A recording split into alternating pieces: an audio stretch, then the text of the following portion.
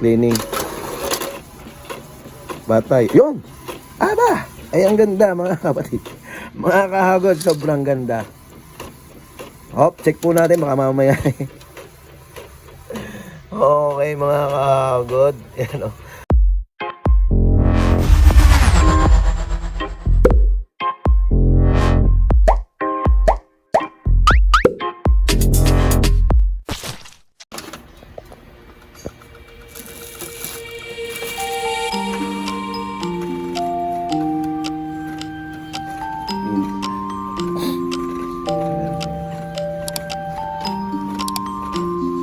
No.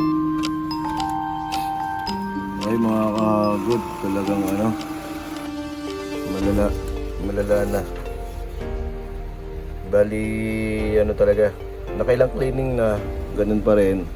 Kailangan natin gawa ng paraan. Nakailang cleaning na po ito, tsaka talagang pumapalya na. Oh. Pumapalya na po talaga. Okay. Yan po yung gagawin po natin ng paraan. At yun na nga, basta gagawa natin ng paraan. Okay, yan mga kahagod. Narito na po tayo sa ating printer na 3150. Parehas lang po ito sa ibang sa 3210. Yung pong iba, nagkaroon lang po ito ng wifi. Okay. Tapos ayan, ito po talagang tinanggal ko na, hindi ko na po yan kinakabit. Tagal na po yan tanggal. Yan, dyan lang naman po yung score niyan. Para po may itaas po natin ito. Ito. Yan, para po may angat po natin. Yan. Okay. Pero kailangan natin ng pantukod. Okay, kuha lang ako ng pantukod. Yan, ito po yung aking pantukod. Yan. Bali, ang una ko pong gagawin ay linisin lahat. Pero i-check ko rin po muna yung ano pala, yung capping. Check ko po yung capping muna. Bali, ang gagawin po natin, papatayin muna po natin. Ito, patayin po muna natin. Ayan. Okay, patay na po siya. Tapos, pagbukas po natin, tatanggalin po natin ito para ma-isog po natin to. Ito pong head, yung assembly, head assembly. Okay, bubuksan po natin yan. Open. Tapos pagka po gumagalaw na, kailangan na po nating hugutin. Ito po, hugutin na po natin ito. Para po mamamatay po yan. Yan, mag-automatic shutdown na po kasi wala na pong kuryente. Tapos mahihila na po natin ito. Yan, tapos check po natin. Ano pa? Ano po yung hindi siya pulpul? Tawag dito, matalas pa po. Subukan na lang po natin sa linis po ng damper. Lahat po ng damper linisin po natin. Bali, ang gagawin po natin, ibalik na po natin sa dati. Saksak po natin yung ano. Okay, wag niyo pong kakakahilahin mga kahagod ito. Oh. Kasi may hihila po yan, kaya tamang taas lang. Kasi pagka sinobrahan natin ng angat, mahihila po ito mga flex. Okay, mahalaga po yan. Ha? Baka mamaya ano po yan, mahila. Okay. Medyo matagal nga lang, pupuntahin ko doon. I-forward ko lang kasi matagal siya pumunta doon. Okay. Okay mga kahagod, nandyan na po siya. Siyempre, tanggalin na po natin ng kuryente. Baka tayo mapahamak pa yung ating ayan, ibig sabihin, patayin muna po natin. Pagka naroon na po siya sa station na yon. Tapos, hugutin na natin para wala po talagang kuryente. Yan, nahugot na po siya. Tapos, tanggalin na po muna natin to. Ito para makuha natin yung damper. Ito muna ang tanggalin natin. Okay mga kahagod, natanggal na po ito. Ito po yung pinatatanggal. Diyan lang po yung nakaklipa. Ganun lang naman po yung pagtanggal. Okay? Ano po, wala naman po napingat. Huwag po natin peppercent, matatanggal po yun ang kanya. Okay, tapos dapat screw lang sana yung lalagay ko dito. Pero okay lang din naman na ito po yung aking lalagay. Ingatan lang po natin na tumulo. Okay? So, pansamantala ito muna po yung, kaso mababali yung hose. Okay, screw na lang po ang lalagay ko. Maghahanap lang po ako ng maliliit na screw para panlagay po doon sa hose na yon. Okay po. Okay mga kahagod, ito po yung mga nakita kong mga screw na pwedeng gamitin. Yung isa kasi matalas. Kaya ito na lang. Ito na po yung ilalagay ko po para doon. Magiging takip po, magiging takip po siya noong ating hose. Okay? Kada pagtanggal po ng isa, kasi mahirap lang po talaga mag-camera. Pagtanggal po ng isa, ilalagay po natin to. Okay? Kada isa. Okay, sige po. Okay, ganyan po magiging itsura niya mga kahagod. Pagkatanggal po, ay atin po lalagyan ng pasak. Ayan po. Lalagyan po natin ng pasak. Tapos, pwede na po natin tanggalin to. Or ilahat muna po natin. Lalahatin ko muna po na ilagay po itong mga screw para tanggal na po lahat. Okay? Po. Okay mga kahagod dyan. Okay na. Tanggal na po lahat. Tapos nalagyan ko na po. Tapos tanggal na rin natin to. Madali naman po itong gabit. Para lang hindi po siya baka mamaya tumulo. Tumulo po doon sa pinaka board. Sa head.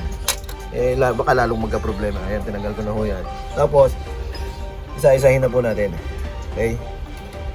Pero, ang gagawin natin, isa lang muna. Ito lang muna pong black. Okay? Tapos, ito muna yung ating lilinisin. Okay? Tapon ko na po yan. Kasi alam ko talaga, parang ano na to. Sobrang tagal po.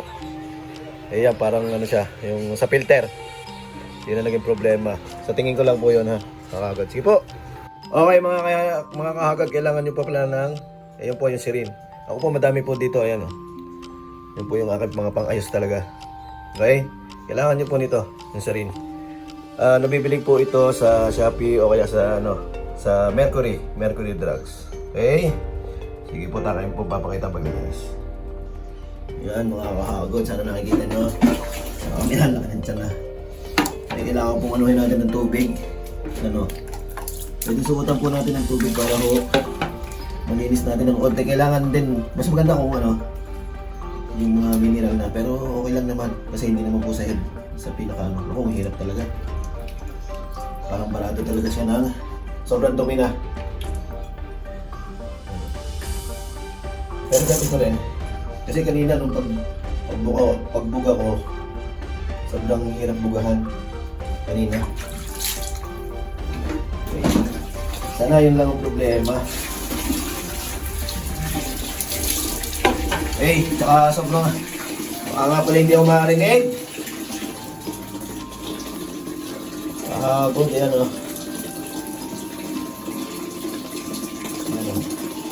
Iba pala ito sa hindi makita yung filter. Pero ganun lang po yung paglilinis. Okay, hindi po makita yung filter eh. Pero ganun lang po. Yung paglilinis, linisin po natin mabuti. Gamit lang naman po yung tubig. Dahil ink lang naman po yan. Tubig lang po yung pinalilinis ko. Okay, yan po. Yan, nakikita. Ganun lang po ng ganun. Pakita ko na lang po mamaya. Medyo mahirap i-vlog. Okay? Okay mga kaagad, ang ginawa ko, itinayo ko na din. Okay? Kaya pinatuyo ko na rin. Pero meron pa siyang konting-konting tubig, pero okay na yan. Para sa akin okay na yan. Okay, tiniyo-tiyo ko na po. Okay, pero sa susunod ang gagawin ko na lang para ho mas maganda ay palitan na po ito. Okay, sa susunod. Sa susunod po papalitan. Ganun po yung gagawin din po sa iba. Bali pagkatapos, linis na kagad, tapos balik na kagad para hindi naman po matuyuan yung nasa head. Okay, balik na po natin. Okay mga kahagad, ito po yun ha. Saka makikita naman po natin kung saan natin yan. Kung alin po yung nakalagay. Ilang obla ko yun. Ito po yun. Saan po nakalagay diyan.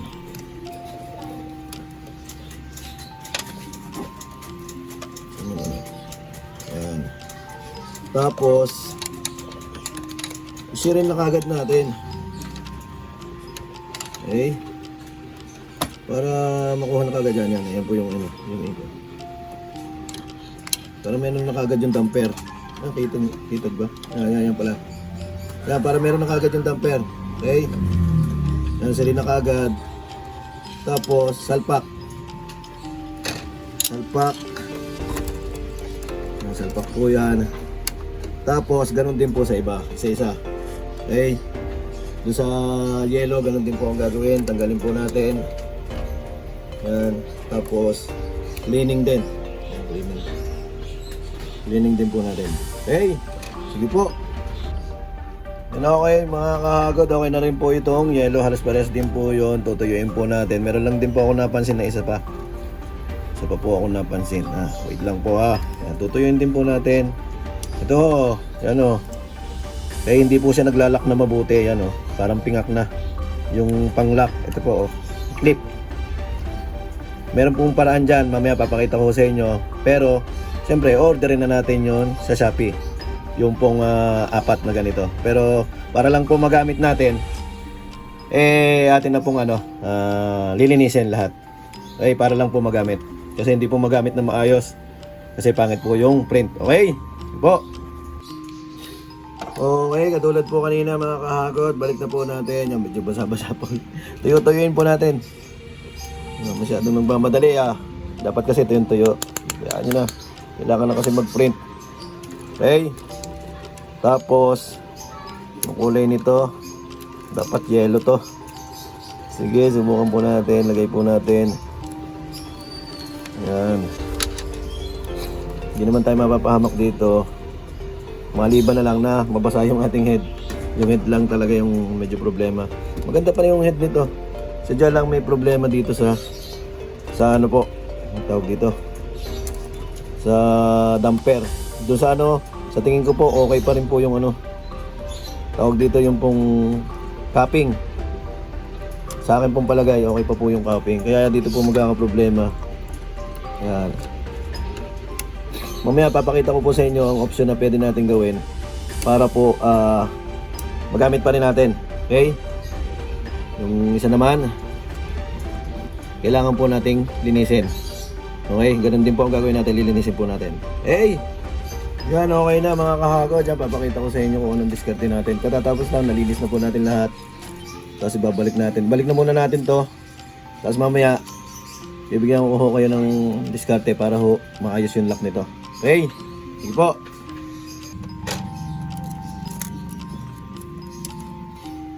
Okay na, nakakabit na mga kahago. Tapos, siyempre, ingatan nyo po na baka mabutas yung ating isa yan rin po yan, kaya pangit po yung print. Baka naman po mabutas yung ating tawag dito. Yun, yung ating hose. Baka naman po mabutas yan. Kaya kailangan check din po natin. Okay, tapos babalik po natin to. Ito po. Ipat natin to mga kahagod. Gawa lang po nito. Para maibalik ko po na maayos.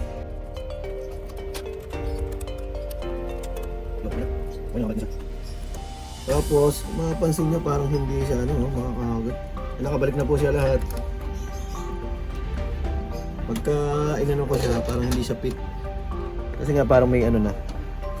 May sira na. Itong isa, lalo na itong isa.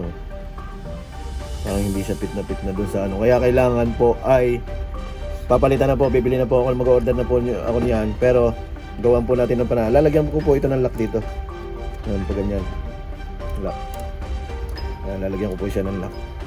Okay, sige po, hanap lang po ako ng pwedeng pan-lock. Okay mga kahagod, dito po ang the best na nakita ko. Sintra board na 5mm. Yan, ito po. Mamaya makikita po ninyo na sukat po siya. Pero siyempre, kailangan ko siyang isukat doon para yung haba niya. Tapos yung liit niya. So, sukat po muna po.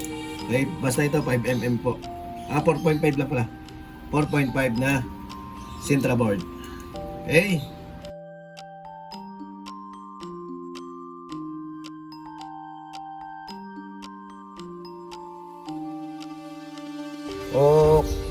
Okay, mga kahagod, ito po yun, putulin natin ng katamaan. Kung saan po siya tatama, ganito po ang ating paglalagay. Yan, ganyan po.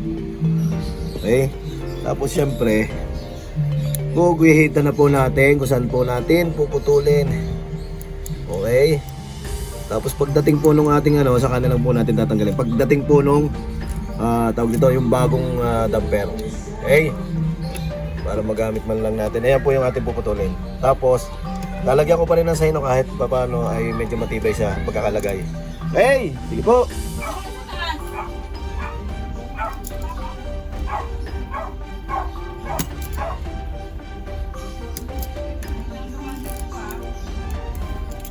Hey, yan na po yun. Hey, lagyan na po natin. Okay mga kakot, ito na po yun. Tingnan natin kung sukat na sukat siya. Pagka nilagay natin. Yan, sukat na sukat. naman. Okay, problema dito, syempre gumagalaw siya. Kailangan lagyan na po natin ng ano, ng sino para kung sakali man, papalitan ko na rin naman po ito, yung damper. Itong damper na yan, papalitan ko na po yan. Okay, meron na po akong in-order sa Shopee. Okay, tapos yan, lagyan ko na po ito ng sino para hindi na po siya matanggal. Okay, pero pwede na po siya kahit hindi lagyan, pero mas maganda para hindi na po masira yung head. Pagkagalaw-galaw, baka mamaya masira lang. Okay, sige po. Okay, mga dulo-dulo lang, ano po to, madikit po to. Okay. Dulo-dulo lang ilalagyan po natin. Yan, dulo-dulo lang. Yan, okay, patuyon lang ko lang po ng konti. Tapos, cleaning, tapos test print. Okay, ito po yan. Sige po.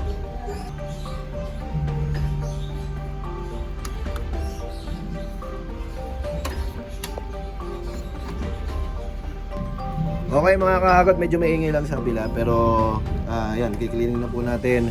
Cleaning automate. Hindi ko po siya tinanggal para makikita ko po siya. Makikita ko po kung ano pong nangyayari dito sa loob. Okay? Tsaka hindi ko na rin po ibinabalik yung screw na yan. Okay? Sige po, ang gagawin po natin ay ito po, oh. Yan sa ibabaw. I-hold po natin ng matagal. Yan, para po mag auto cleaning po yan. Mag-auto cleaning yan. Yan, hold po natin. Tapos yan po, nag-auto cleaning na po. Yan, nag-cleaning na po yan. Yun po ang nangyayari dyan ngayon. Okay. Okay mga kahagod, tapos na po siya mag-cleaning. Bali, ang gagawin ko na lang, check ko na kagad kung anong nangyari dun sa sa ating head. Kung may lumalabas ba na ink. Okay? Nakaano na po, nakahanda na. Nakahanda na yung aking paperprint. Ito po yung aking paperprint si MYK. Control pin natin. Tapos hanapin po natin. Hanapin ko lang po, naka-wifi po kasi yan eh. Ito po yan kasi marami tayong ginagamit na printer. Meron po L8050. Tapos AM 2140.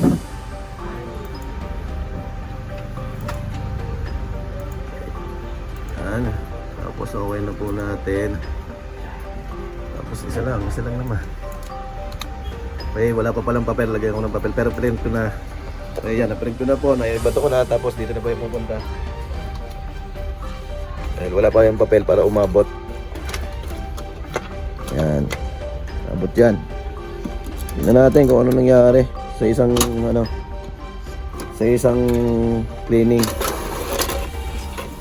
Batay, yun! Aba! Ay, ang ganda mga kapatid. Mga kahagod, sobrang ganda.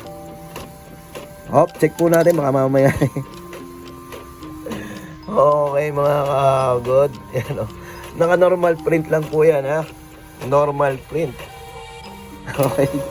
Tapos kung isipin natin, baka may tubig-tubig pa po yan. Ayan, katulad niya, may tubig-tubig pa.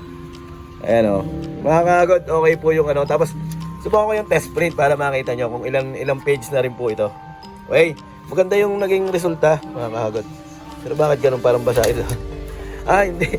Ang dami pa lang na linisin ko na rin po ito mga kahagod. Ayan, ang dami kong lilinisin. Lilinisin ko lang po muna, tapos print na po ako ng nozzle test. Pero okay po, para sa akin okay. Maganda po. Sige po. Okay, nozzle test tayo mga kahagod. Medyo maano lang kasi. Pagaw na. Okay, print na natin. Ayan, print natin. Ayan, okay. Check po natin. Ito, tingnan natin. At saka papakita ko rin sa inyo kung nakailan na po siya. Okay. Ibang-iba talaga doon sa una pong mga naging print po. Sa ngayon po ay maayos na po siya mga kahagod.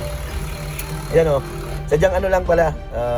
Meron pong mga basa-basa dyan. Hindi ko lang po nalinis. Narito po sa may kasi ayan po may basa-basa pa. Pero mga kahagod, tingnan niyo naman. Iisa pa siyang cleaning. So the best na po ulit. Tapos ang po niya, yan, nabili po, ito lang pala yun, 2021. Yun lang, yung pong damper. Okay? Hindi po siya nagsasanksyon na maayos. Tapos hindi ko na po hindi ko na po binuksan kasi nga po, kita ko po na dito po sa kanyang capping ay maayos po yung kanyang capping. Kaya po ito po yung ating ginalaw. Kaya po, papalitan ko rin po yan. Okay? Hinihintay ko lang po yung galing sa Shopee pero magagamit na po siya. Yun mga kahagod, sige po, maraming salamat. Ito pagaw. Hey!